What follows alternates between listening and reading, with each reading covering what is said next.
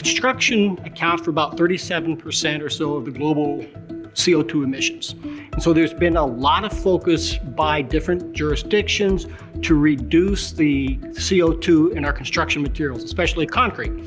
The problem is there's been no real standard. And so what we see is all these different ideas about how to get low carbon concrete.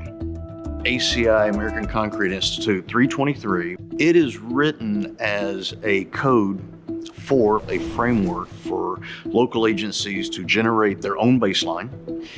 If, say, a local municipality or an agency doesn't have the ability to do that, it provides benchmarks that are generated by the National Ready-Mix Concrete Association in various regions. In each jurisdiction, there is going to be a GWP value that's going to be set. But what that value is going to be different in Miami versus Atlanta versus Dallas versus LA, because the materials in each of those regions are different, but the approach is the same.